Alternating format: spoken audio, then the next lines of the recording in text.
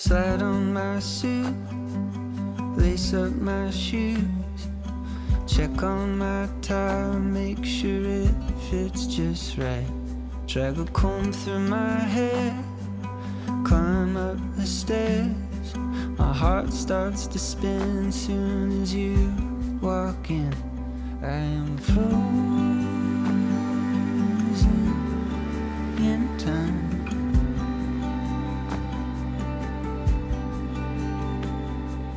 Frozen in time.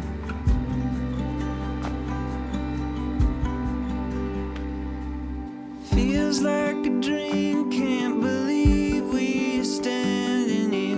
Lost in your eyes, darling, my worries disappear. Hold you tonight and I'll hold you till my days are done. My only one.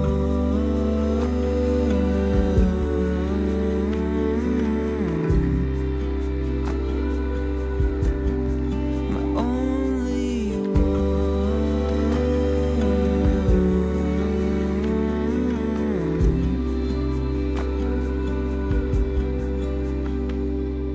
And you take my hand, we share a dance. It's our favorite song, so we hum along. I'm hypnotized by your diamond eyes. We can't hold a tune, but we light up the room. I'm frozen in time.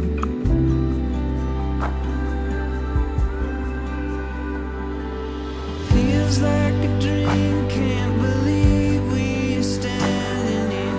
Lost in your eyes, darling, my worries disappear.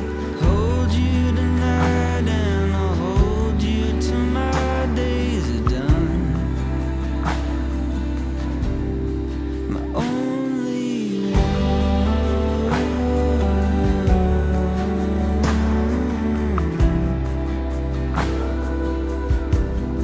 My only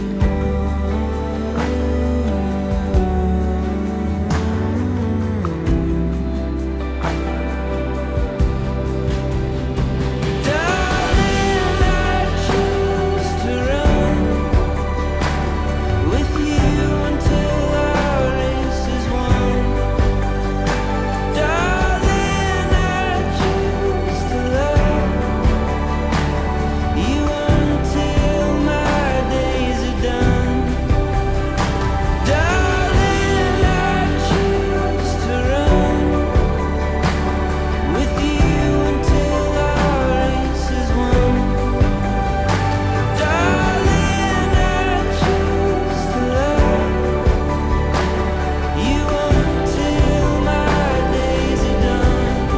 My only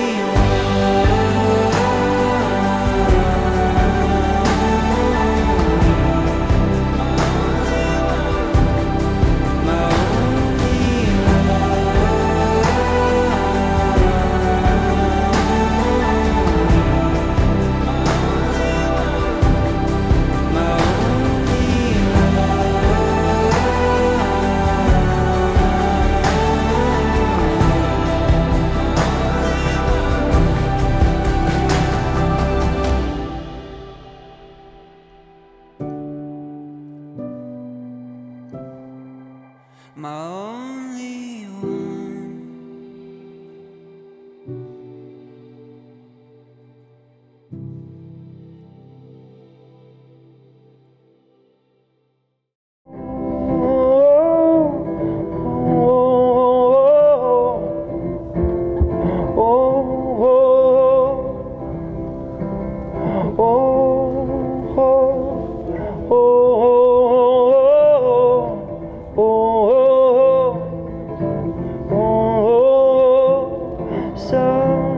Somewhere over the rainbow, way up high, Very good again. the dreams that you dream of, once in a love. Someday I'll wish upon a star and wake up where the clouds are far behind me, where trouble never stands high above the chimney top. You sit with Grandad, with Daddy. You sit with Grandad, give me a kiss. Okay, you sit on Grandad's knee. Somewhere There you go. over the rainbow, bluebirds fly. Slide along. Here we go. I've been roaming around, always looking down at all I see. Painted faces, filled places I've gone. You know that I need somebody.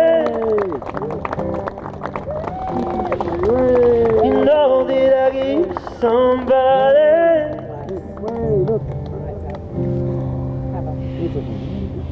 Someone like you know how That's right. You shook your hand, John. Well done. Thank you, Dad. You got it, okay? Bujari Gumarawa. These are the Gadigal words for good day. As we begin today's ceremony, we would like to acknowledge and extend our appreciation to the traditional custodians of this land, the Gadigal people of the Eora Nation, and pay our respects to elders past and present. We recognise our First Nations people's rich history of storytelling as we celebrate and share Liz and Mark's beautiful stories here today.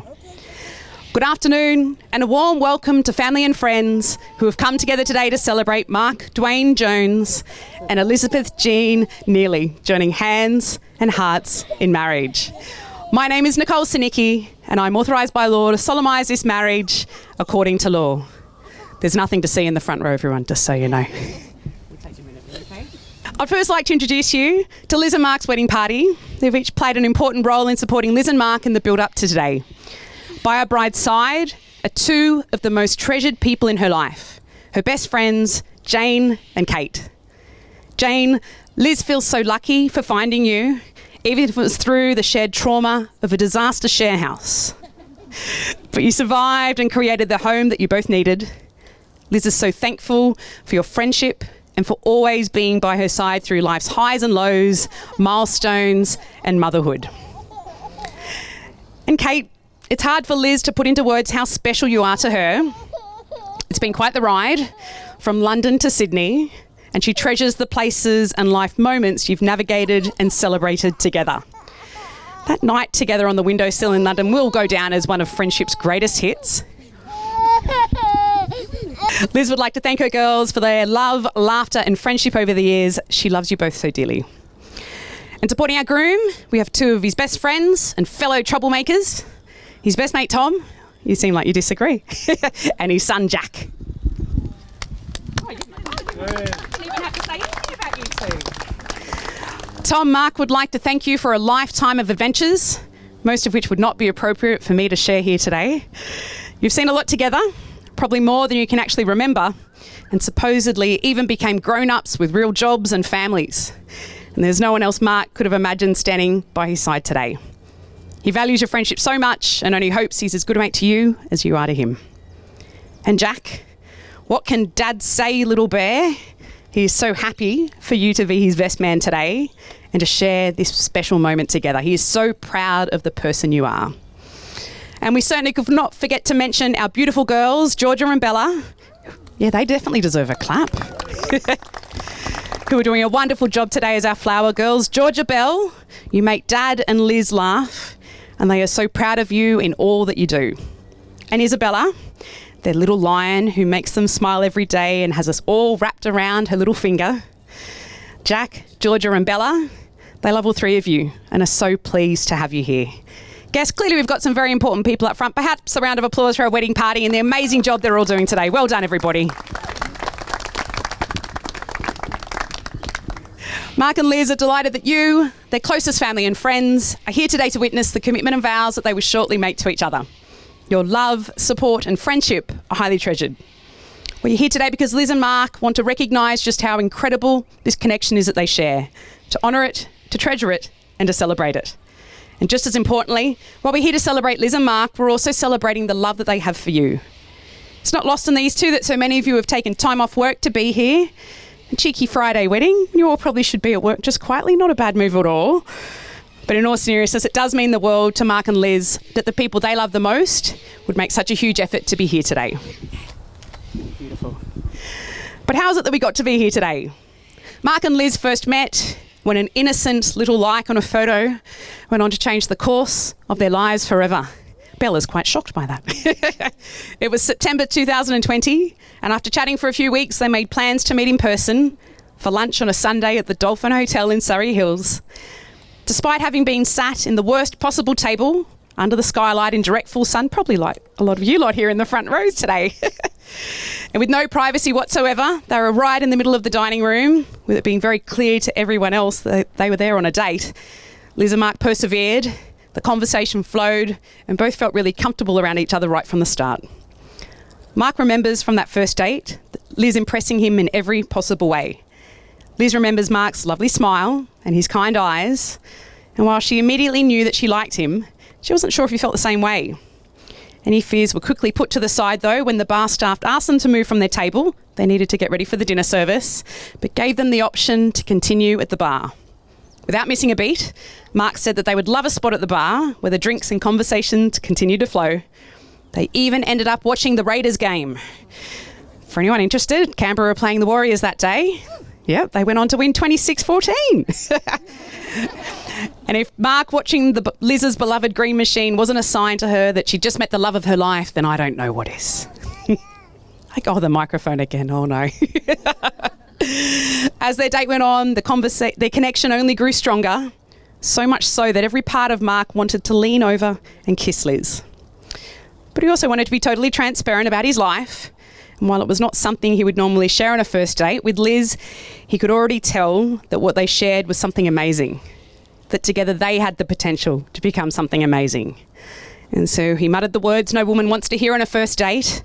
I want to kiss you, but I've got something to tell you. Oh, suspense. Liz's stomach dropped, but when Mark simply shared that he had 2 kids, her reaction was along the lines of, oh, is that all? She was worried that he might have been saying something devastating, like he didn't really like watching the footy.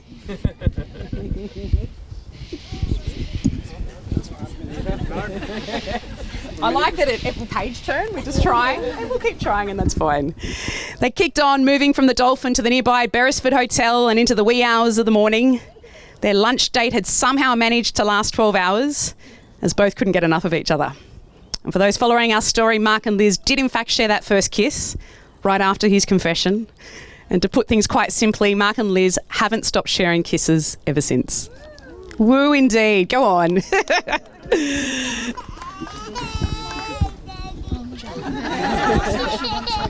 Bella is not as excited about the first kiss story. We could be here all day if we start playing that game. All right, we'll continue. Let's see how we go. Thinking back on their early days, Liz remembers feeling truly seen and heard by Mark. Their conversations had depth and substance, and they could chat for hours at a time about everything and nothing, and it was absolutely perfect. He brought a sense of comfort to her life with his sensibility and reliability. For more than anything, their time together was always so much fun. Mark was not like anyone Liz had ever met before, and for all the right reasons. Whereas Mark remembers feeling like he could be his total, authentic self around Liz, opening up to her without fear or judgment. They cherished the time that they shared and always seemed to be getting up to all sorts of adventures together, from checking out cute little bars, sharing amazing food, to wandering around the city or enjoying drinks on his balcony in Cronulla. They both saw the world in a really similar way, and their connection was immediate and deep. The fact that Liz also had a beautiful smile that would light up any room for Mark was simply an added bonus.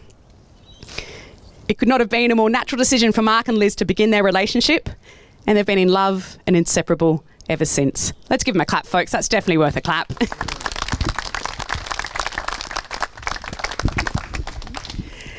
These days, Mark and Liz have gone on to create a wonderful life together, When they met, Liz was living in the inner west, Mark at Cronulla, and so they enjoyed the best of both worlds, city adventures along with time by the sea. Having connected not long after we had come out of our first lockdown, by mid-2021, you might recall we were all finding ourselves stuck at home again. But for Mark and Liz, this time in their lives, they look back on really fondly. Their relationship thrived during lockdown as their world slowed down and they were able to enjoy more time together than ever before.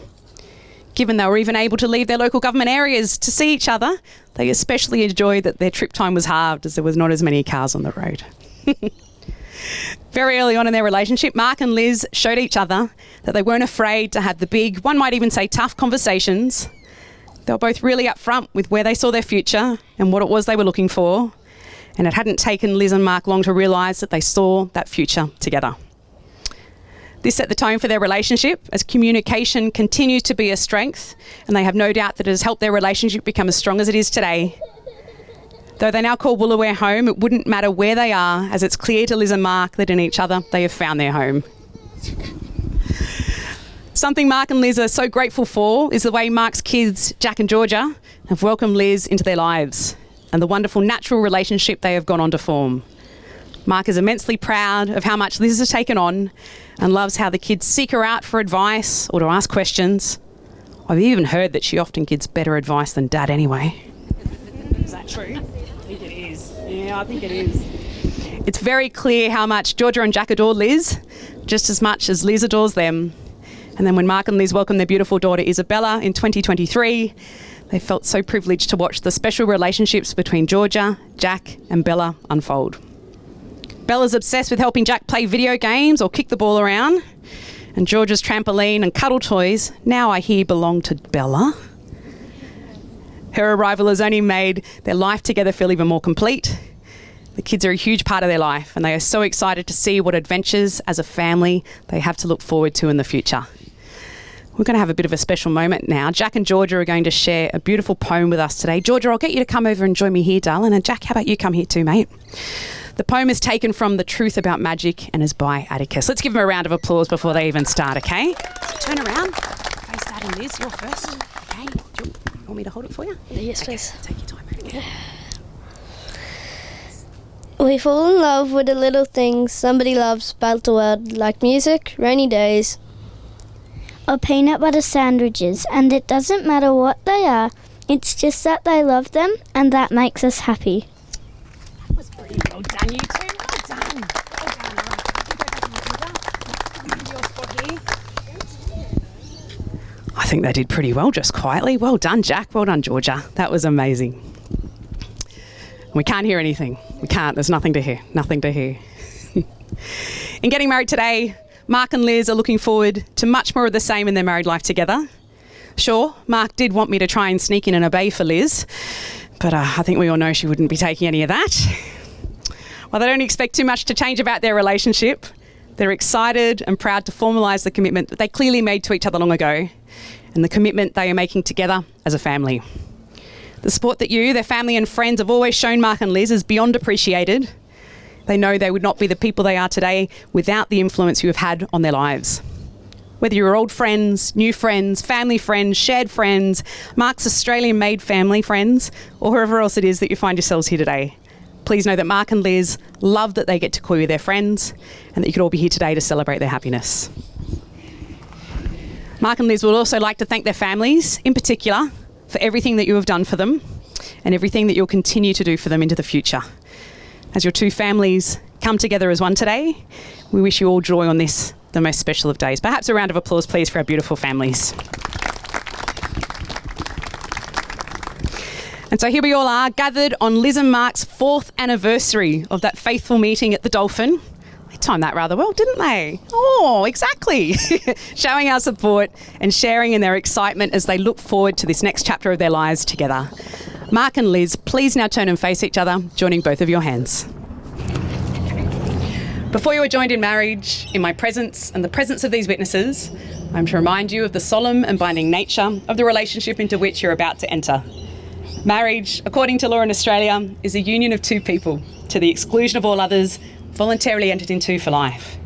Jack has another special job now. Jack, may we have the rings? Come on, mate, let's go. Give him another round of applause. Jack's killing it today. All right, mate, you're doing so well. All right, you take those two out.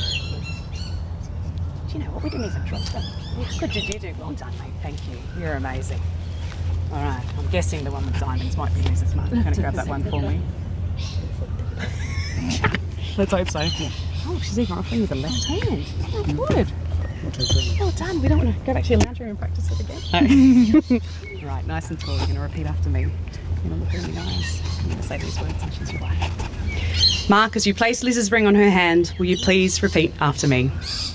I call upon the persons here present I call upon the persons here present to witness that I, Mark Jones, to witness that I, Mark Jones, take you, Elizabeth Neely, take you, Elizabeth Neely, as my lawful wife. as my lawful wife. With this ring, I marry you. With this ring, I marry you, Wear it as a sign of my love wear it as a sign of my love and the life we have built together. and the life we have built together. Down on she goes. We're 1 for 1, folks. That might be worth a little clap. All right, you're going to grab that one off there. It's hanging on my... Got it? Yeah. Oh, he's even giving you the left hand. This is good. Support it for me, Mark. Come under. Perfect. Doesn't that look pretty? Okay, so same again. Try not to get lost in your eyes. Okay, you're only... Let's see how we go. Liz, as you place Mark's ring on his hand, will you please repeat after me? I call upon the persons here present I call upon the persons here present to witness that I, Elizabeth Neely... It's okay. Big breath. You got this. Take your time, okay? To witness that I, Elizabeth Neely, when you're ready, okay?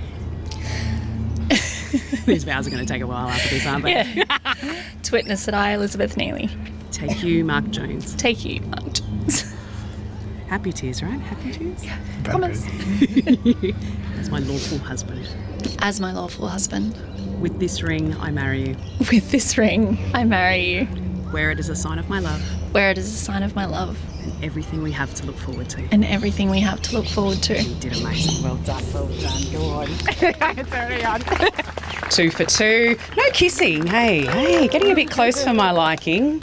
Got my eye on you too. It's time for your vows, okay? You're going to take a really big deep breath. We've got nowhere else to be, okay? Just here with your fella. I'm going to hand them to you in a second. Okay. Liz and Mark have written personal vows for today that they'll now share with each other. Grab that mic for me, nice and high. Okay. I'm going to give you your ones.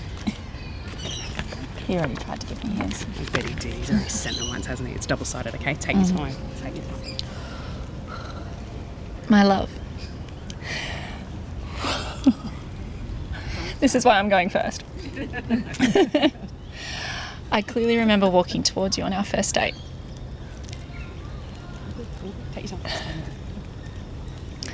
I was facing into the sunshine and I couldn't really see you until I got close. But when I did, there was that smile and the crinkle in your eyes. It made me happy then and it's made me happy every time I've seen it since. That was 4 years ago today. And what a wild and beautiful ride it's been. We've shared holidays, lazy days, long chats, late nights, Chardonnay, and backgammon.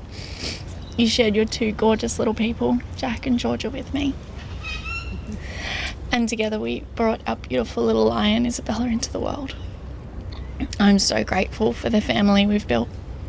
To Jack and Georgia for welcoming me into their lives and being the best big brother and sister that Bella could hope for. For the laughter, love, and even the chaos that fills our home. I know you sometimes have trouble understanding why you're so deserving of love. So I'm going to share a few reasons that I love you.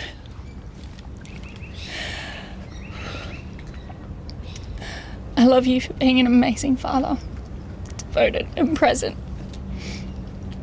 I love you for your strength. Can I have that tissue, please?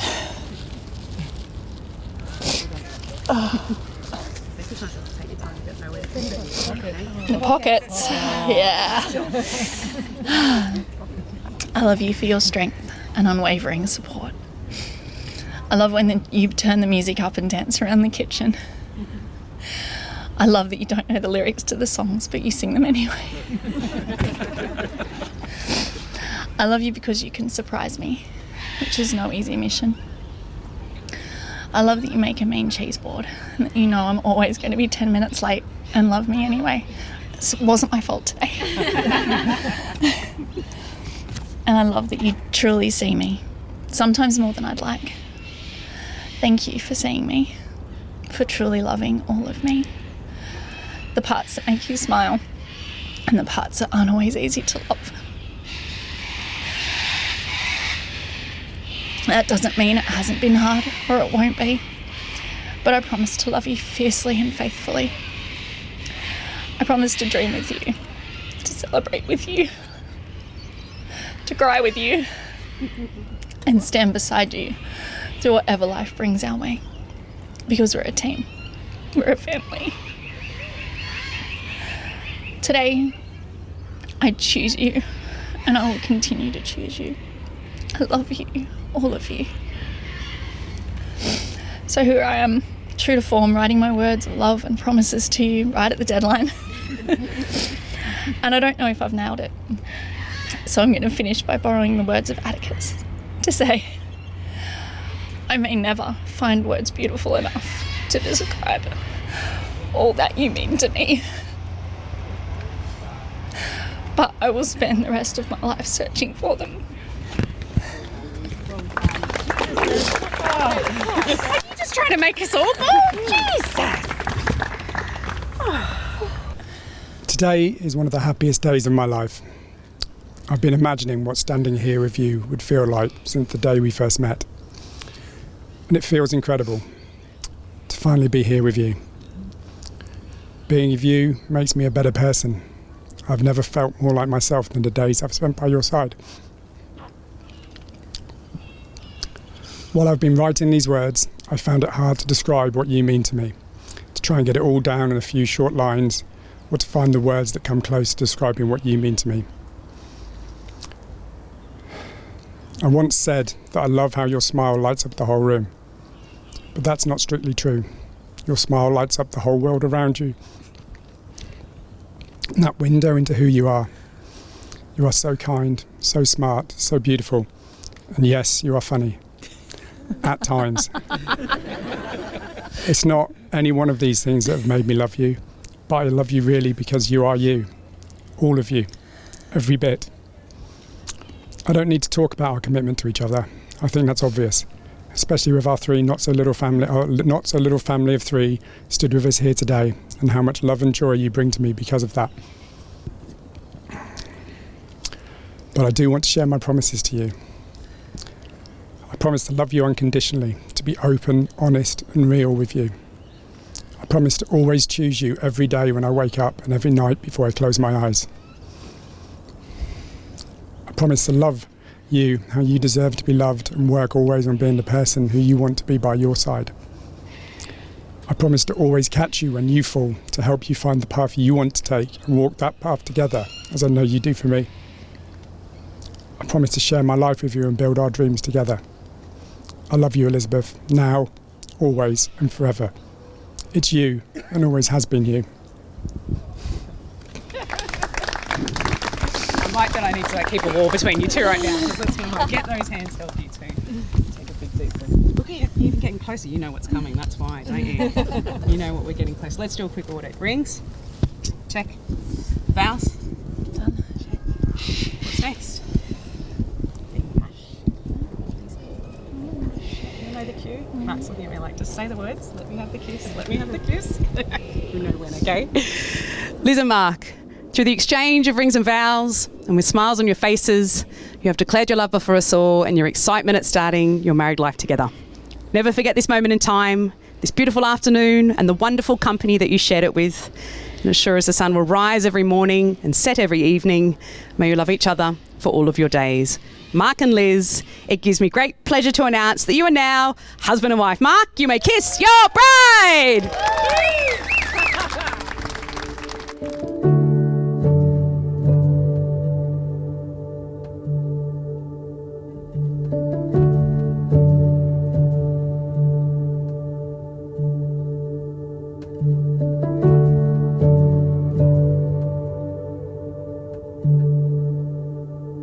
Family and friends, please now join me as we welcome for the first time as a married couple, Mark and Liz. Well done, you two. Stay too long.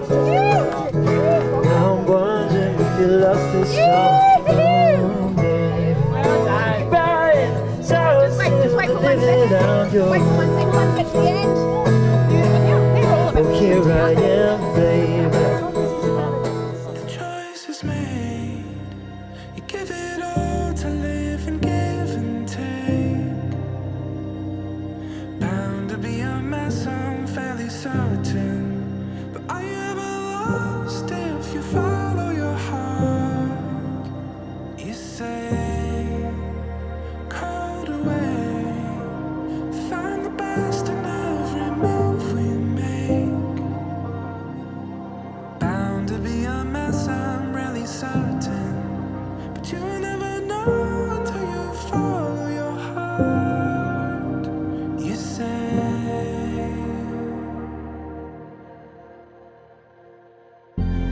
for the first time, from the bird's eye, coming into view, it changes everything.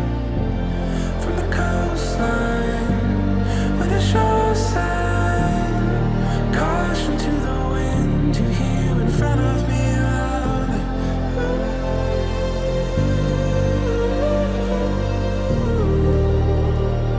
I've never wanted anything more.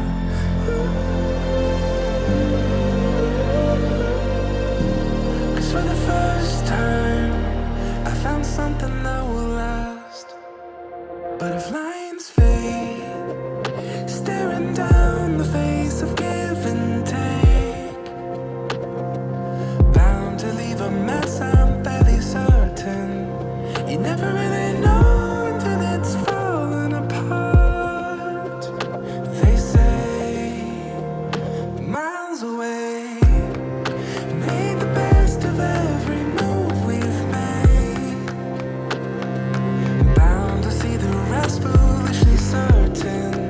And we will always know when we are following heart.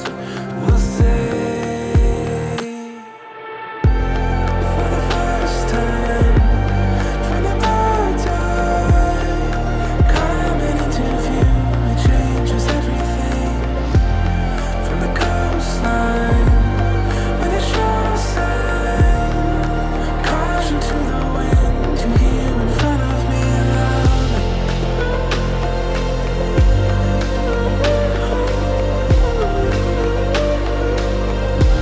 'Cause for the first time,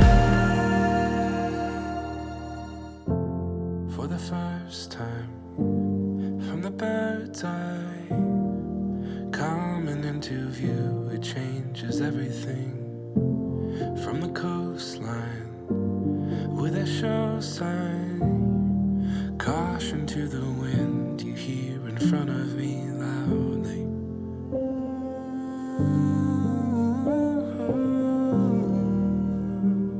I've never wanted anything more.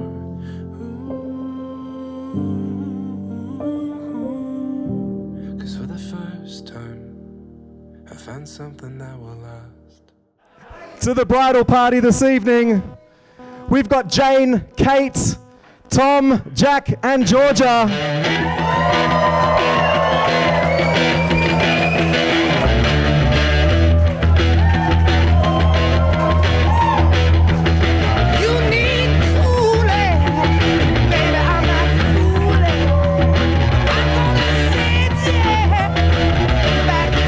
And now, ladies and gentlemen, the stars of the show, the bride and groom, give it up for Mark and Liz.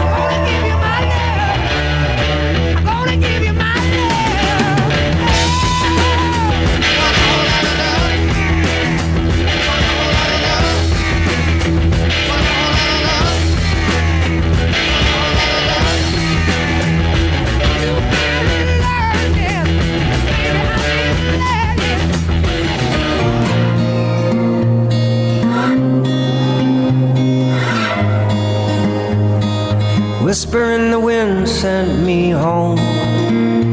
I'd believed there was something more. I learned so much, fell in love with you. Took my chances with what I knew. But I belong here, I belong with you. And all of our questions belong here too. 'Cause we've been high, darling, we've been low, and all of it's helped us grow. We belong here and we deserve to dream. Every waking hour of every waking day, I wake up to the sound of discussions in my brain. I don't know the answer and I don't know the truth, and I don't really know what I've been dragging since my youth. But I push on, I philosophize, keep my prophecies by my side. And I hope to meet you at the gates, see that light shining on your face. 'Cause I belong here, I belong with you, and all of our answers reside here too. You belong here, you belong with me, and all your secrets are safe with me. 'Cause we've been high, darling, we've been low, and all of it's helped us grow. We belong here and we deserve to dream.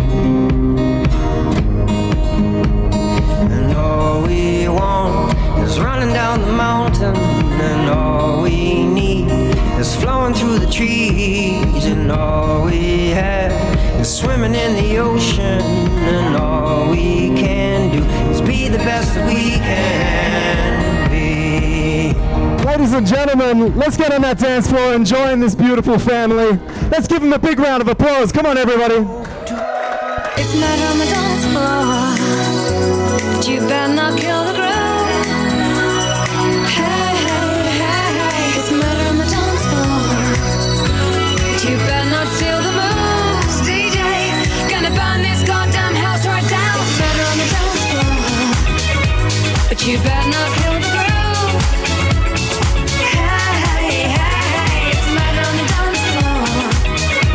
But you better not steal the moves, DJ. Gonna turn this house around somehow. Not on the dance floor, on the dance floor. But you better not kill the groove. Hey, hey, hey, it's mad on the dance floor, on the dance floor. But you better not steal the moves, DJ. Gonna burn this goddamn house right down. Oh, I know, I know, I know, I know, I know, I know, I know about your kind.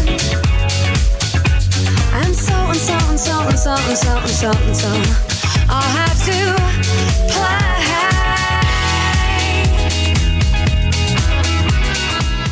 Friends and family. Now that the mains are out, I think they're out. Are the mains out?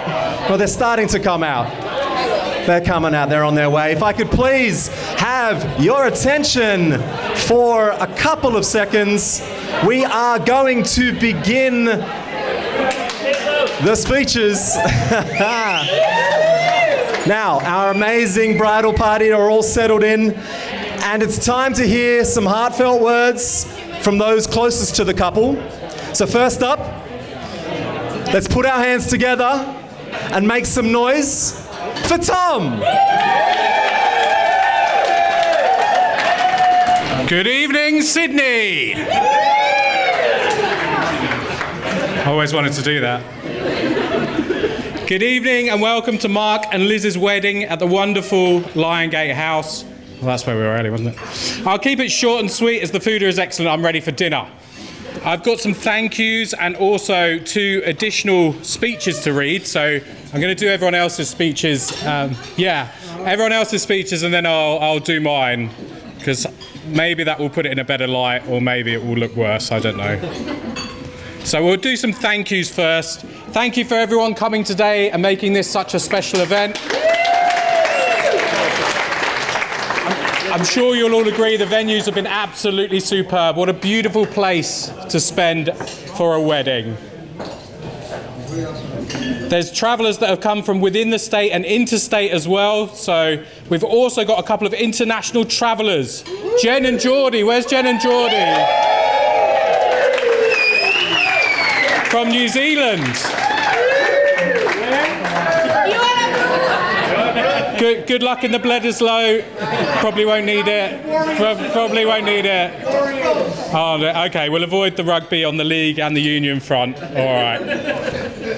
So I'm Tom's best man. I've always thought it was... I'm Tom, Mark's best man. I've always thought it was a risky strategy letting someone make a speech for you when they're already married. And there is little chance of retribution, so we'll see how we go. All right. First of all, we've got a speech from Mark's friends from Bath University. It honestly sounds like they're from Wind in the Willows. I'll start with where they're from. Lots of love, Nick the Greek, the Goat, Mole, Big Stew and Josh. So it sounds like, you know, Wind in the Willows. But yeah, Bath University. So here we go. This isn't my speech, but we'll give it a whirl. Ladies and gentlemen, esteemed guests, and of course our man of the hour, Dodgy. No one here knows Mark is Dodgy, but yeah, Dodgy. Now, for you, those of you unfamiliar with Dodgy, he's a bit of an international man of mystery. German by blood, Welsh by nature, Australian by bad luck. And yet, despite all of that, he thinks he's English. That's a shame. It's like watching someone try to fit a square peg into a round hole with the kind of confidence that makes you think it will maybe work, but then you just laugh because it's dodgy. Now, his interest, let's delve into this. I haven't moderated this anyway, we're going to go with it. He's got the boundless energy of a dog with two dicks, and always ready to wind somebody up with the slightest provocation. A true wind-up hero charging in where others have feared to tread. Always stirring the pot with a mischievous grin. Yet somehow he says he's just trying to help. Speaking of dumb things, it's a shame his old mates from Bath University aren't here, because someone thought it'd be a great idea to schedule the wedding outside of school holidays. Right at the beginning of the school term. They're devastated, missing out on another chance to laugh at all the stories of the idiotic things you did back then. But don't worry, they're sending their messages of WhatsApp and love recounting your finest moments. So Dodge, the dumb shit lives on, just like it should. Now to the lovely couple, Dodge, mate, you've lucked out again. And to Liz, you're a saint truly. You've taken on a man who is part dog, part wind-up merchant, and part, well, dodgy. But, well, when it comes down to it, for all his quirks, he's all right. In fact, he's one of... I'm not going to read that. So... he's a great chap, was what the speech said. We should have edited this. So here's to both of you. May your days be full of laughter, wind-ups and the occasional goldfish feast. Let's raise a glass to love, laughter, and to Dodgy, who, despite everything, who has managed to find somebody to love him. So cheers to Dodgy and to Liz. The next one is from The Godfather. Or in fact, your godfather, Liz. Sounded good when I said The Godfather, though. To dear Lizzie and Mark, love and best wishes on your wedding day. We wish we were there enjoying the day with you, but we will catch up with a celebration drink or two on our return. Lots of love to you both from Auntie Lynn and your godfather.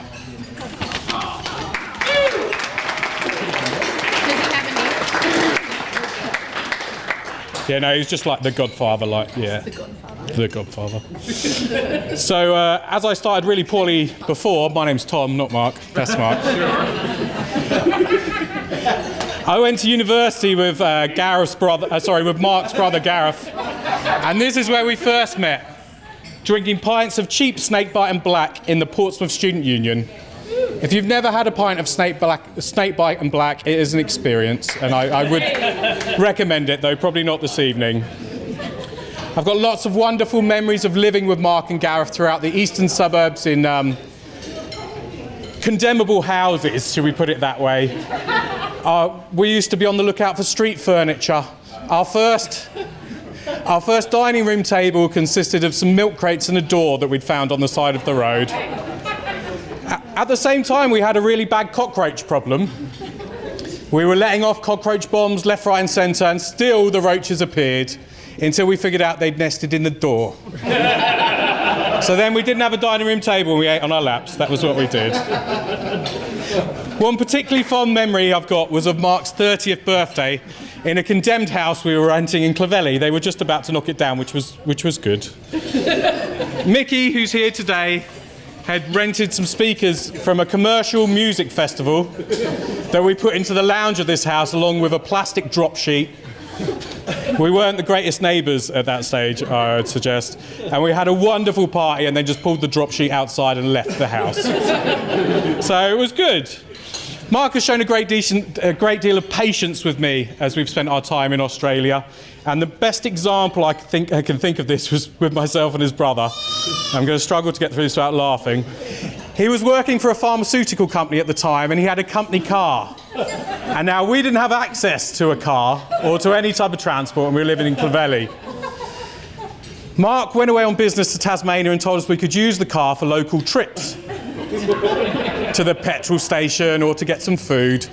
We decided we were going to go to Byron.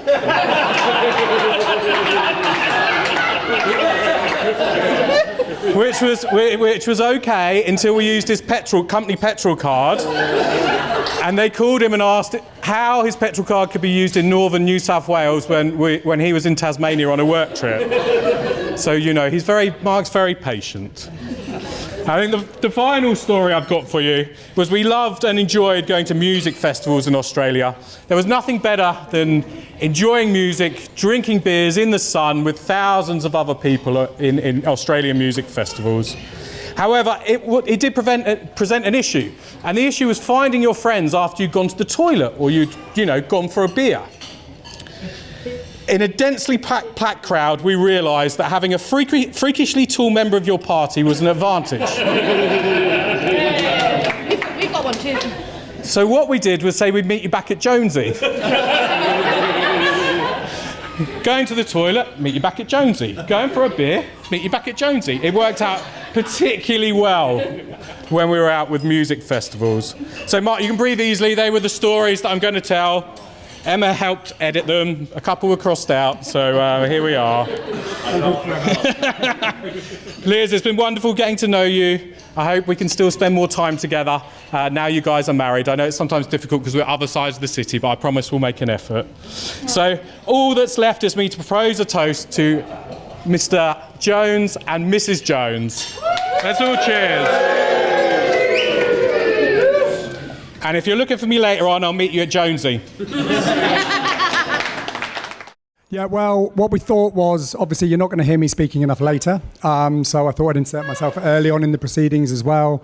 And as I've been trained at lots of sales conferences, we need to break the ice, make sure everybody's talking to each other, is everybody socialising. So what we thought we'd do was play a really, really quick game. I have my lovely assistant in his beautiful pink dress over here coming to join me. Matthew. So, look, this is a really simple game, and if I'm honest, it will all become apparent much later in the evening, so bear with me and don't judge early.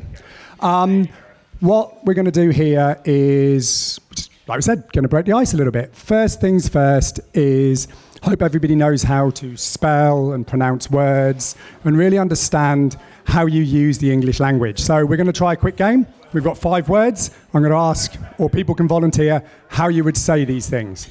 So, Matthew, can we have the first word? So, does anybody want to take a punt at this? These are some of the toughest words in the English language to say. Do we have any volunteers, or I will pick people? Oh, Matthew? No, if you're too old, it doesn't matter. It's all right back there.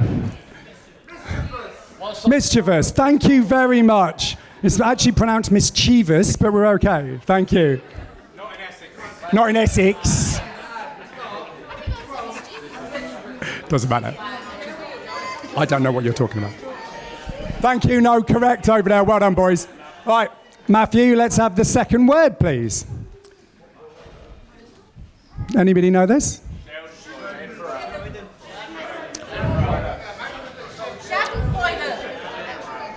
Is that? So, Schadenfreude, Freudenfreuden, who knows? It's from the Germanic words. Maybe does anybody know? So it's like an ironic point, which we will get to eventually with this game.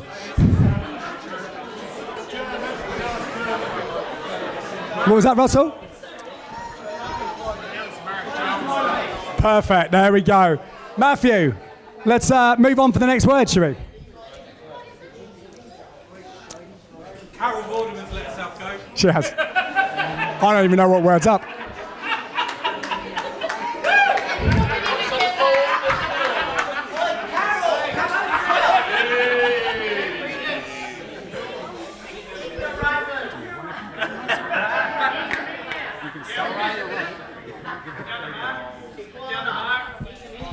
Oh, there we go. We got an ignominious. There we go. Perfect. Matthew, next word.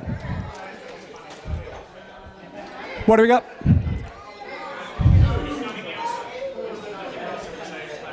Chicken coop. Oh, there we go. Coo. Perfect. That's it. Coo. That's it. Coo. Yeah. Good. Perfect. You are good at this. You are good at this. Excellent. Last one. Hors d'oeuvres. That is hors d'oeuvres. It's a really simple word to say, isn't it? Used a lot in the English language. Yeah, we all had some hors d'oeuvres earlier tonight. They were delicious hors d'oeuvres. Liz, did you enjoy the hors d'oeuvres? Yeah, perfect. Excellent. Fantastic. Thank you. That's the end of that game. We'll come back to this later. Thank you very much. All right, ladies and gentlemen, we are going to carry on with a couple of speeches coming up now.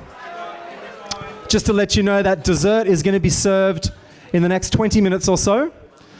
I hope you've saved some space. I always have. We now have the amazing Jane making a speech.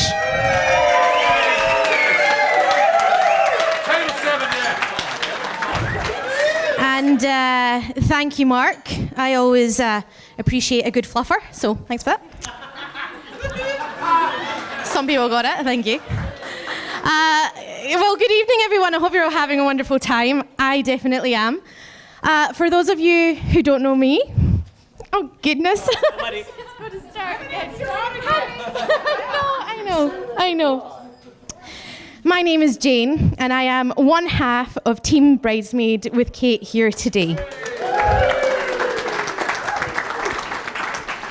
I'd like to think of myself as one of Mrs. Jonesy's closest friends. Mrs. Jones, come on, a little bit, right? And I'm honoured to have been asked to say a few words today. If I can.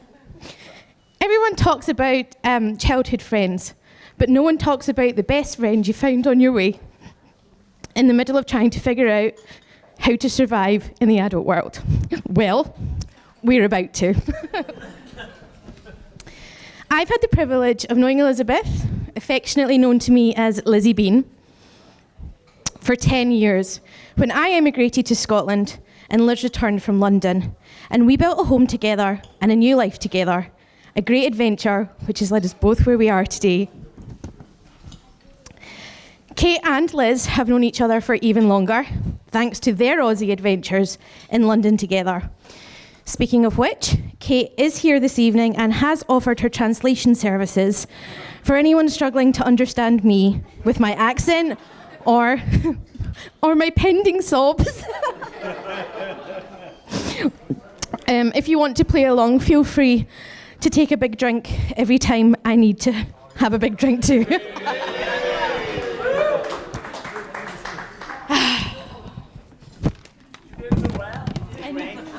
Made it thus far.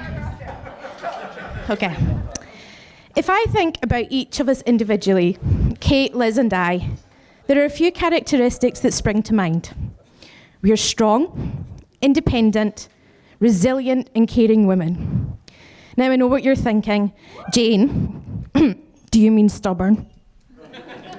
And the answer is yes. But only sometimes. But I do believe these attributes are the common thread that's brought us together and has kept our friendship as strong and dynamic for as long. We support each other, we ride the ups and downs. We are the hugs, the shoulders, the tears, the celebrations, the girls that give Liz a really hard time for supporting the Raiders, jeez. Boo. Thank you, Liz and Kate, for your unwavering friendship. Now, don't worry, with all this talk of independent women, I am not about to break into a Destiny's Child classic. I'll leave that karaoke for on the dance floor later. But in the spirit of recognising some of Lizzie's strongest attributes, I would like to pay homage to someone here today who holds a very quiet strength and wisdom, and who has nurtured Elizabeth into the woman that we know and love today. Drink!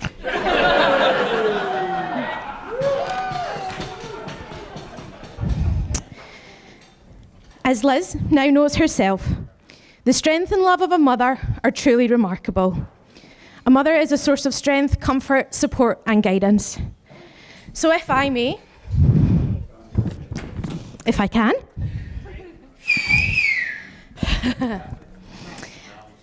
I would like to recognise the mother of the bride here today. Judy, your strength and wisdom have shaped Elizabeth into the extraordinary woman she is today. Your love and support have been her guiding light, and your unwavering presence has given her the confidence to always follow her dreams. Without this, our paths would never have crossed, and the same could be said for Liz and Mark today, and the beautiful marriage we're here celebrating.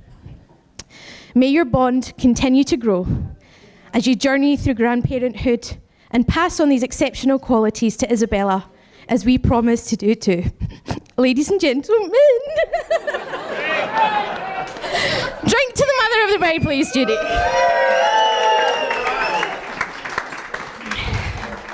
I've actually written compose myself, so I'm not sure how long of a break I'm meant to take, but we'll continue. So, I'm looking past you to Mark. I always said you were punching when you were with our Lizzie. But, truth be told, we think you're all right. And you bake an... He's all right. And you make an excellent match. You reflect Lizzie's strengths, and you're a fortunate man to have Elizabeth by your side. But I think Elizabeth is equally as fortunate to have found you too. It has been a pleasure to see your family merge and grow over the years.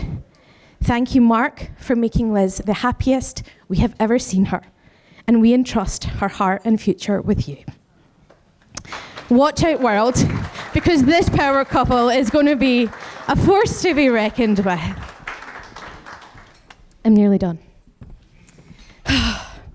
Just drink now. Go, go, go, go, go, go, go.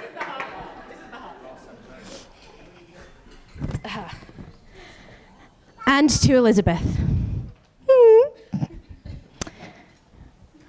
It goes to show strong, independent women can dream of fairy tales and happily ever afters too, but more so, turn them into reality. On behalf of Kate and I want to say a thank you for allowing us to be part of your day. It's been such a wonderful experience, and we're so happy to see you this happy. Except right now, you're ugly crying sob.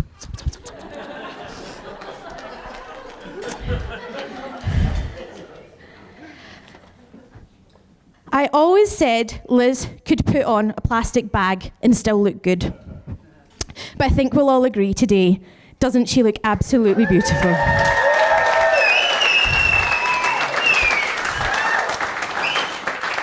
So to finish, I'd like to say a few words that I did not write, but in fact, I found these words months ago in a poem written by Whitney Hansen, and I knew I instantly wanted to share them with you all today, and I'm privileged to be able to do that.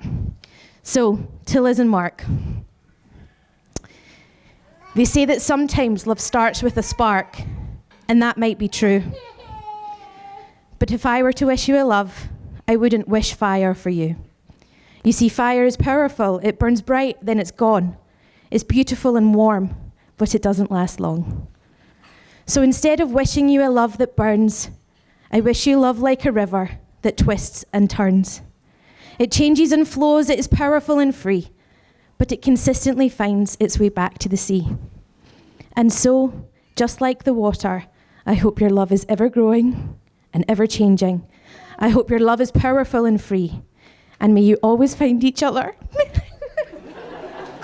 like the river finds the sea. Slanjavar, Liz and Mark, everybody. Friends, family, dessert is going to be served in 10 minutes. But in the meantime, let's keep that applause going for Liz's dad, John.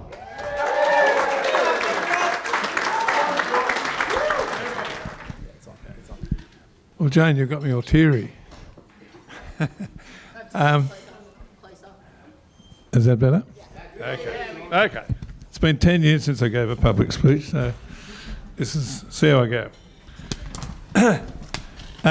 Yes, my name's John. I'm the very proud father of the bride, and I'm here actually to welcome you all tonight and thank you for being here to help us celebrate the marriage of Mark and Lizzie.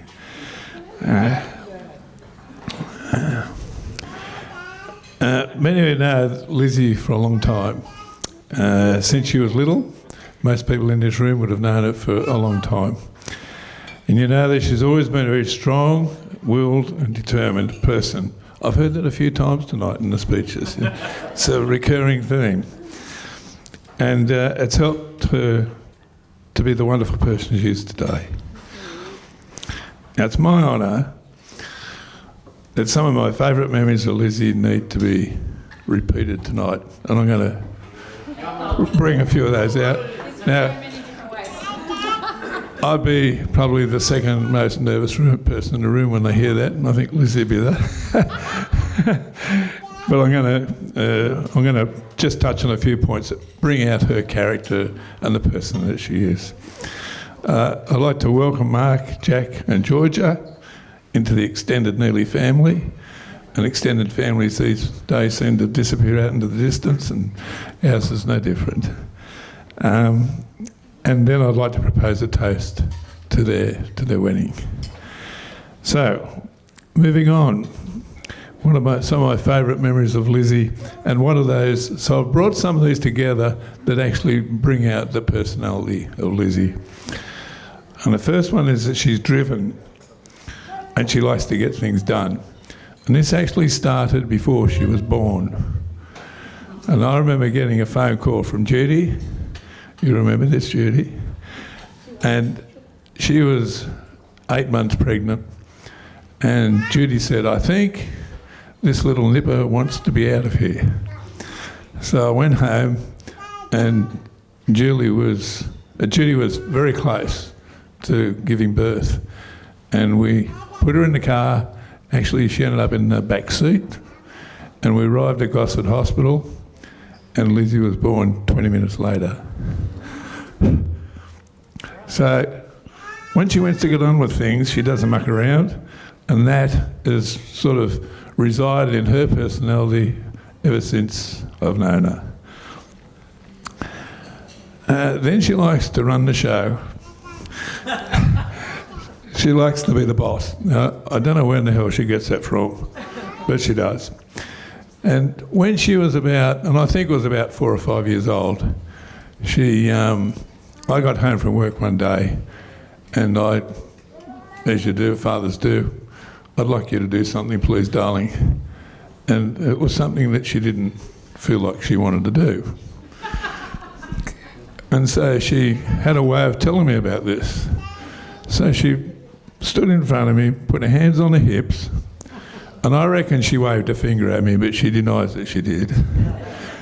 And she says, you might think you're the boss at work, but you're not the boss of me.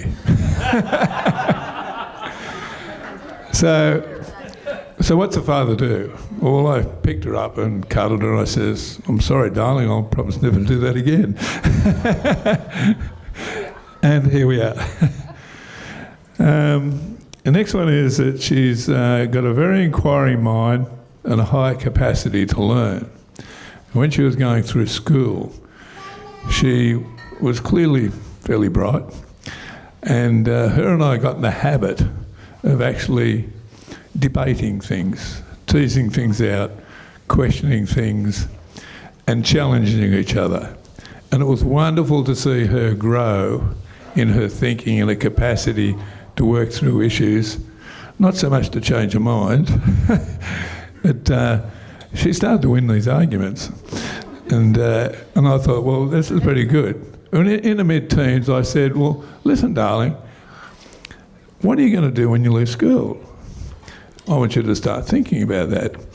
And one thing I thought is, because she had such a good capacity for debate, I'll put it gently, I thought she could become something in the legal profession, probably commercial law, become a barrister or something like that. And I put that to her. And she said, no, I don't want to do law. Bugger that. It's too boring. So she went off and she ended up doing a business degree at Newcastle University. And she did really well, romped all that stuff in. And came home one day when she'd finished that and she said, guess what, Dad? I got a scholarship to study at Leeds University in England. I thought, that's fantastic, darling. That is really good. And what are you going to study? And she says, law. So that's what happened. She ended up studying law at Leeds University. That's where she started to develop her enjoyment of travel. And when she was studying, she was all over Europe. I don't know how in the hell she passed her exams, but she did. She was studying, travelling through Europe. Then she finished a law degree, and she says, I'm going to stick here in London, get a job, I think it was Ernst & Young. I came home first and then went back. Yeah, went back and got a job with Ernst & Young and worked there for a couple of years. And then she rang me up at one stage and said, I think it's time for me to come home. And I thought, oh, that's interesting. I was living at Chatswood at the time. And I said, that's great, darling. Where are you going to live? And she said, oh, somewhere in Sydney. And she said, you've got a spare room upstairs, haven't you? So, of course, Lizzie then came and lived there for a while. And that was really, really bonding time for us. And at that time, we developed this habit of going out to dinner together once a month, once every 6 weeks, about that sort of time. And I think Lizzie probably already had a sort of a like for fine dining, but it really sort of accelerated through that period because I did a deal with her. And the deal was, well, how about you pick the restaurant and you do the booking. I was too busy to do that. And I'll pay the bill. And as a result of that, that was a bad deal because we ate in the flashiest restaurants all over Sydney. But it was a very good time for us, and I think that's a time that I'll remember for a long time. When she came back, she started working. She worked very hard. I knew she was working hard. She developed a great bunch of friends, and a lot of you guys are here tonight. And she led a really good single life of partying and working hard. And I think she did both of those things supremely.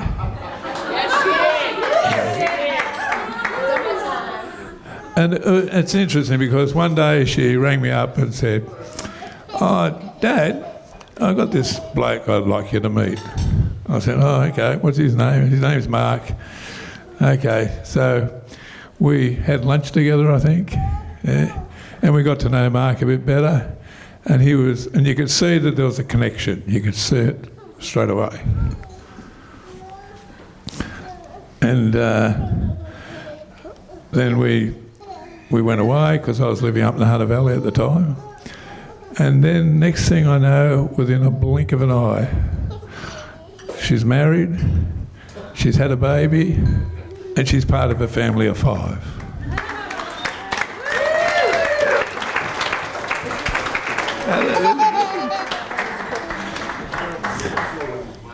And it's like the big circle of life comes around.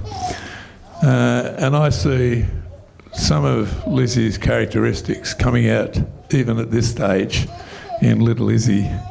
And it's really lovely to see.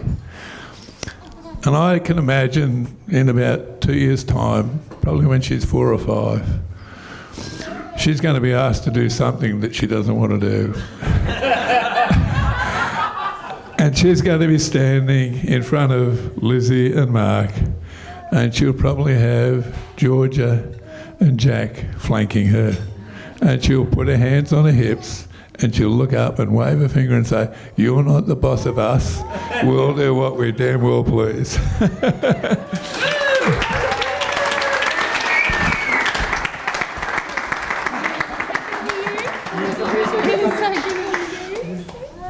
So without further ado, I'd like you please to be upstanding.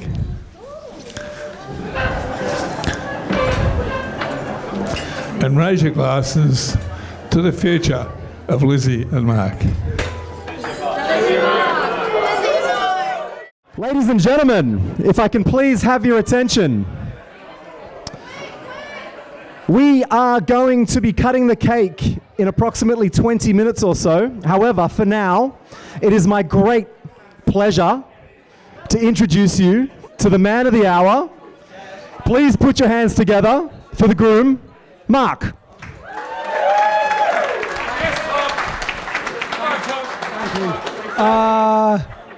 Like we said, we'd be back, but we actually thought before we start the speeches, we'd continue in the spirit of the game show. And I've got a new wonderful helper, and the boys coordinated. They've got themselves some beautiful pink shirts, so they look the same. You might be able to tell he doesn't have any hair, so it's a different person. It's fine. Couldn't tell the difference. No, couldn't tell the difference. Okay, so we've got a new game this time. So this time, just to make sure everybody's relaxed after the mingling and socialising, it's probably going to land less well. There may only be a few people that enjoy this game.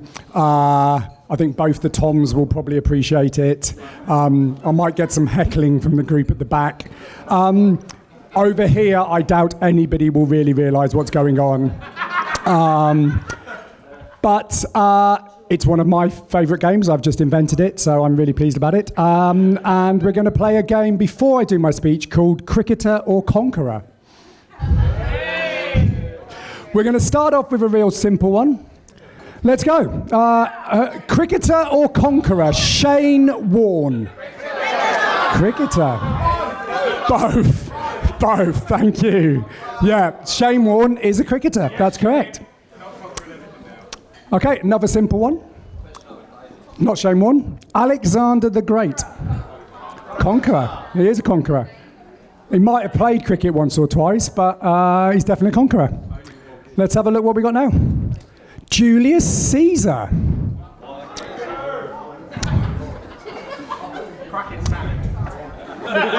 Anybody want to have a punt at Julius Caesar?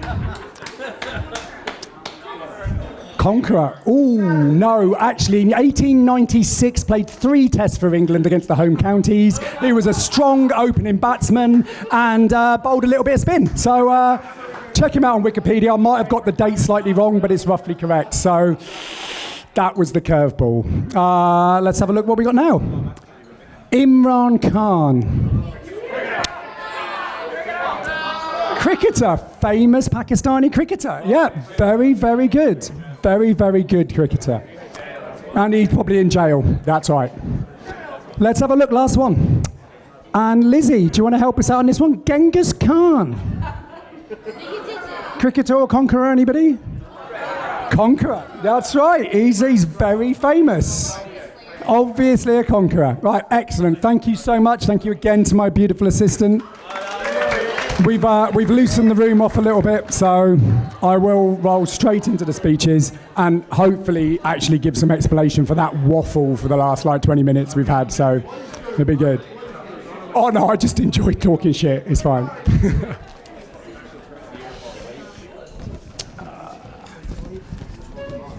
But I've written this down just so I don't go off on random tangents, which is probably going to happen anyway. But let's go. So,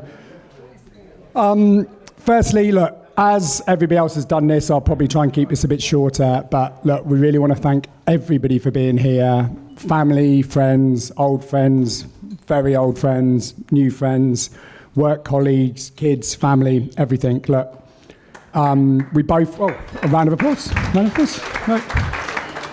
Look, having you here has really made this a special, wonderful occasion, and we couldn't have done it without everybody turning up. It would have been really awkward, us two just sat here. Felt odd. Right, let's be honest. But look, we also have some more personal thank yous that Liz and I would both like to sort of say to everybody, and a few important toasts as well. Our bridal party. Kate and Jane. Let's start with those guys. You have both been amazing, so helpful, and your obvious joy and excitement in seeing Liz get married today and for being a part of the day is wonderful. Liz is lucky to have two amazing friends like you. I suppose I am as well, so thank you.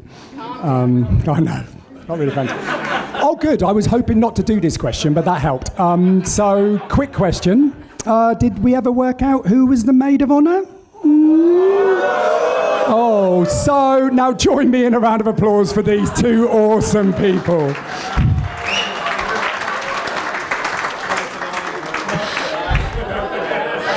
You walked right into that one. I was going to drop it because you've been awesome today, but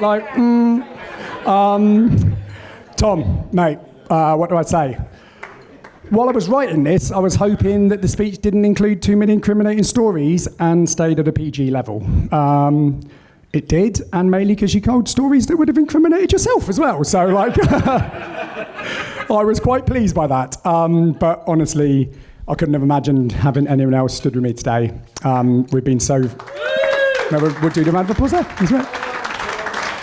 Look, we've been for a lot together. I've got the list of things that you already said, so I'm going to skip those. But you talked about how we'd had our origin story. You didn't mention clubbing in the cross when that was a thing. Lots of... I think everybody here would still know about that, but that's okay. And all of the stuff we've done, you mentioned most of that, so I can skip a bit of it, so it's good. Also, alongside Tom, huge thanks to Mickey and Garvey. Yeah. I think actually it's probably more of a huge thanks than it was when I was writing it last night. You've picked up a lot of the work that potentially we needed to get done, so thank you so much. But you also involved a lot of that previous mischief as well, so let's balance that out.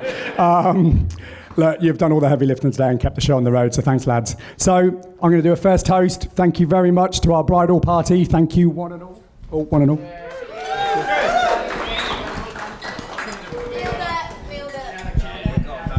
Yeah.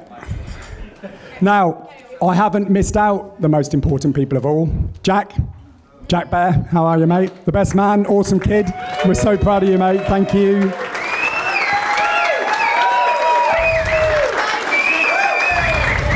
Little Georgia Bell, thank you so much, our chief flower girl. We've loved your infectious humour and you're such a beautiful little soul. And little Bella, who isn't with us today because she had to have her diva exit and make sure she was leaving before everybody else, just so she knew she was going. She's actually the real boss of this family. She has us all wrapped around her little finger, as you may have noticed today. Actually, it was her ceremony, not ours. And that little laugh melts all of our hearts. I think she stole the show and John's speech, so just giggling away on the side here. Yeah, Liz and I have loved having the three of you as in our part of our day today, and it made it all the more special being able to share it with you.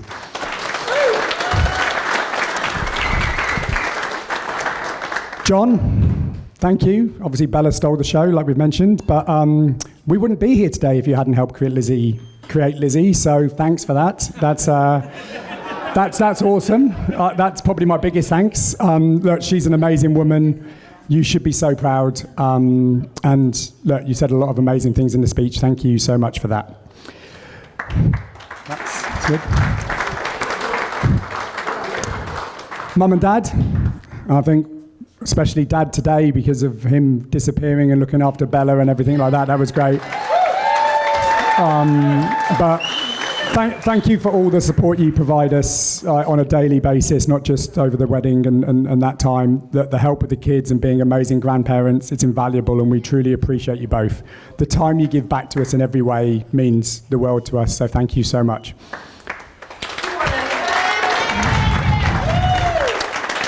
Yep. Russell, you've been a big part of Lizzie's life, and we both appreciate the time you put into maintaining that and your relationship with Bella and the rest of the kids as well. So, but also, thank you so much for the generosity in helping today happen. Look, it means so much to us and was a huge surprise the way it was done. So thank you, Russell. Cheers, mate.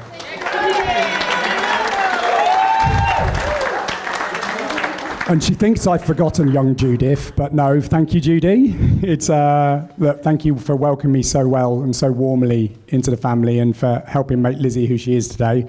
Jane said the rest of that stuff, so I'll leave that to her there.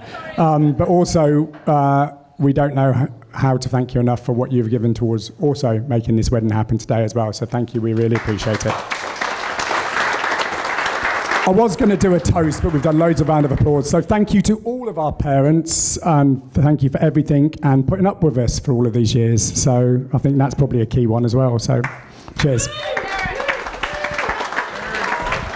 Right, and I know this is the bit we've all been hanging on for. The formalities are over. We need an explanation of what was that waffle that came out of my mouth earlier. These two games we played needed to come out to kind of set a little bit of a tone for how easy some things should be in life. Like saying words. And we all know how smart and beautiful and wonderful Elizabeth is. Like, we've all heard that a lot today. I echo that. I've got words about this later. But sometimes... and just once, and I think this was actually something that made me fall in love with her even more. So I think we might have been both times laying in bed in Lewisham, and Liz sees a word in the book I'm reading, and she's like, "How do you say that word?" Just like, and I'm like, "Hors d'oeuvres." And she looks at me, and do you know what I would have done? Shut up. But Lizzie goes, "Oh, I know what hors d'oeuvres are, but that's not how I've been saying that word when I see it written down. It's what I call them when they're delivered out in a restaurant or a party, but I thought that word was..." Do you want to have a crack? Hors d'oeuvres. But what I do love about it is she fessed up, she admitted it, it was so funny, it was such a beautiful thing. Yeah. When I read it, I know what they mean, but I just never put them together. So that's why we went through that long, elaborate game, just so I could get that story out.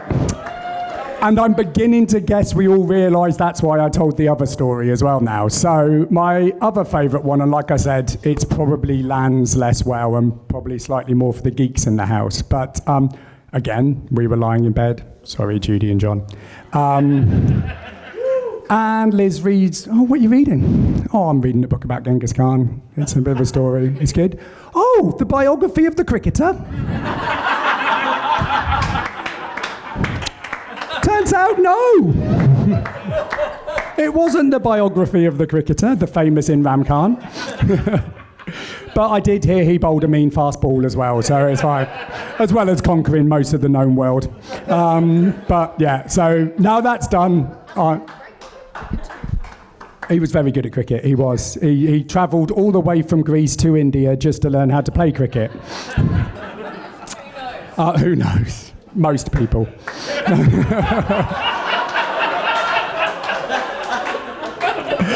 Look, now that's done, I want to talk about Liz.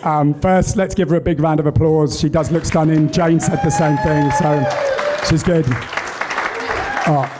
Look, we can tell she loved this. She loves being the centre of attention. It is her favourite thing. Yeah. No, it's not at all. She hates it. Look, we all heard our vows, so I'll try not to be too soppy here. Look, you mean the world to me. I want to share some of that. Like, you've already talked about some of this in your vows, so it's really funny how we then write the same things down again. But I don't know, how do we talk about it? Dating, fine restaurants, lazy days, lying in the park here. And I love actually being here today for our wedding day. I've got lots of memories of the Botanical Gardens. I woke up in a tree to watch sunset about 6 days into being in Australia, overlooking the Harbour Bridge, after apparently finding my way into this park accidentally. So I've spent birthdays here with my children when it was just me and those guys, and that was beautiful. I run here every day with some old friends and some new friends when we're at work. And now I get to remember those days that we've got married here. So it's a lovely thing. What? Oh, I was. That's right. I was up in the top part of this garden when I got that cheeky, when I was supposed to be working. It's a pandemic. Who worked? Late night walks when you finally finish working. Hours spent talking and enjoying wine on both of our balconies. Endless hours of conversation. The appreciative, are you up? I've finished drinking with the boys. Can I come over? Yeah, no, that's it. I was usually in that voice. I don't really know where to start from that, so that's probably about it. It's classy, I know. Thank you, Zach. But also the effort you put into us from day one. It's not the easiest thing to sort of nearly drive to Canberra or down the south coast to come and visit somebody. But I think I've said it before, that you make a better version of myself. You really do make me be better and make me feel like I want to be better. That you bring joy to all of us, Jack, Georgia, me, our family, little Bella. It's been an amazing journey we've been on, and this is just a start. That honestly, I've been dreaming this day for 4 years, and it's better than I could ever have imagined. So thank you for doing most of the organising while I went away on holiday with work. It's fine. Sorry, it was a conference. It was very important. So look, that is enough rambling. I did say I would get sidetracked. I did. That was not all written down. Please join me for a final toast to my beautiful bride. I'm definitely the luckiest man alive. Thank you so much.